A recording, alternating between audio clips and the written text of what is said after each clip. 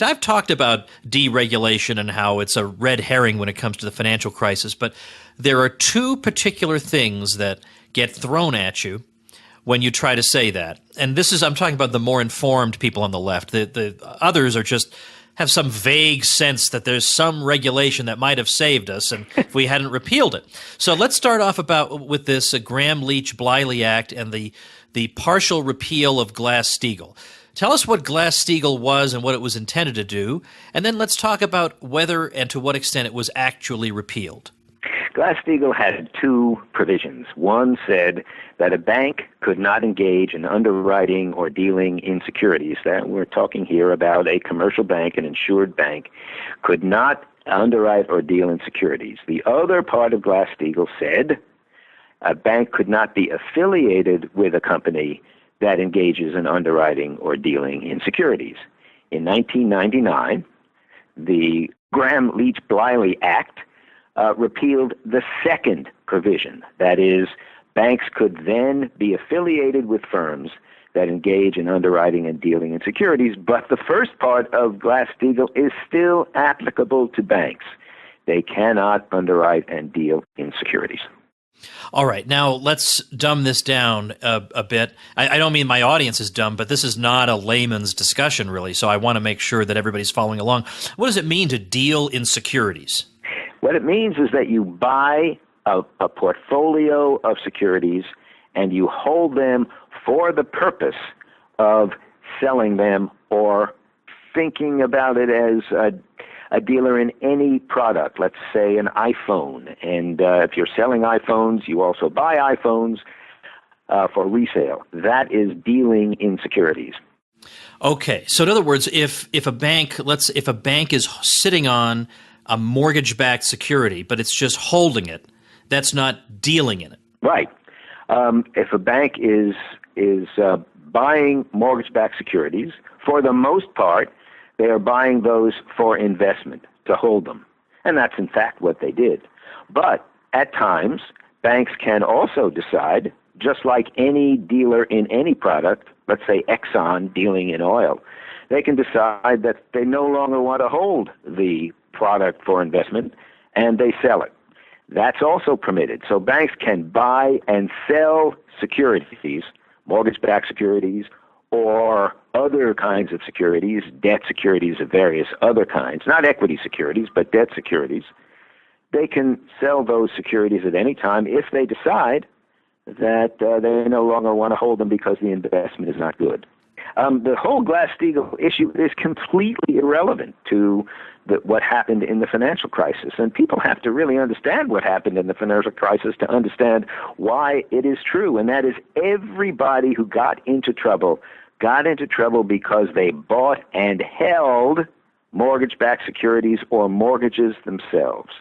The issue of dealing and underwriting in securities was never a question in the financial crisis.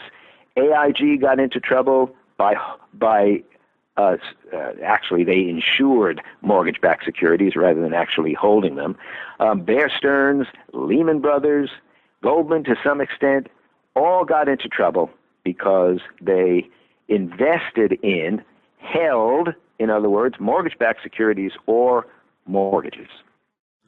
So in other words, they were doing something they had always been allowed to do. There was no phantom regulation that was repealed that suddenly allowed them to do these things. Exactly. In fact, that's a really good way to put it, Tom, because if Glass-Steagall had never been touched by the Gramm-Leach-Biley Act in 1999, the financial crisis would have unfolded exactly the way it unfolded in 2008.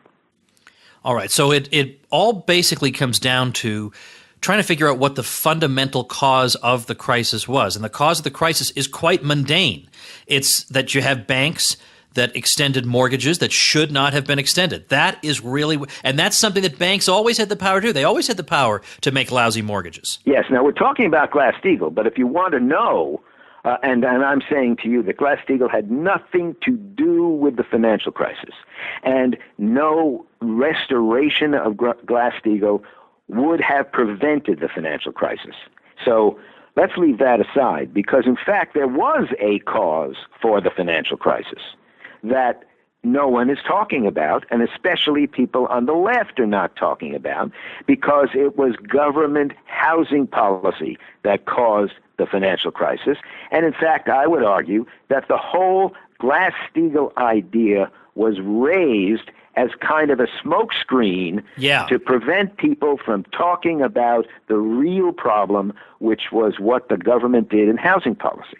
It is very, very frustrating because people who know better have been talking about this as though they understand it. A senator from Massachusetts by the name of Elizabeth Warren has been saying on radio programs that I've been on with her that Glass-Steagall was responsible for the financial crisis. But then later on, in candid discussions with other people, she has said, well, no, of course, it really had nothing to do with the financial crisis, but it's important to understand that it was deregulation of some kind. The important thing to understand about deregulation of some kind is that we've had a lot of deregulation, and it's been great for the United States. We have had deregulation in some parts of finance, like the elimination of regulated costs for trading securities. That's now all free market. We've had deregulation in communications. That has given us the internet and iPhones and so forth. We've had deregulation in transportation. The one area where we have not had any deregulation is in the regulation of banks. That has only gotten tighter and tighter over time, with the exception of Glass-Steagall. And that was not a deregulation of banks at all. It was a deregulation, if you want to call it that, of the companies that own banks. They could then own also firms that were engaged in underwriting and dealing in securities. So the left, and I'm sorry to say this and impugn their motives, but the left has been looking around for some kind of deregulation that could have caused the financial crisis, and they hit on the Glass-Steagall Act. And since no one else knew anything about it, and it's a complicated idea, they've been pumping that idea now for years, and people have fallen for it. But in fact, it had nothing to do with the financial crisis, and the left, unfortunately, has to face the facts. And the facts are that government housing policy, as I made clear in my book, the financial crisis was caused by government housing policy, nothing more. Remind us of the full title of that book. Oh, it's called Hidden in Plain Sight: What Caused the World's Worst Financial Crisis and Why It Can Happen Again.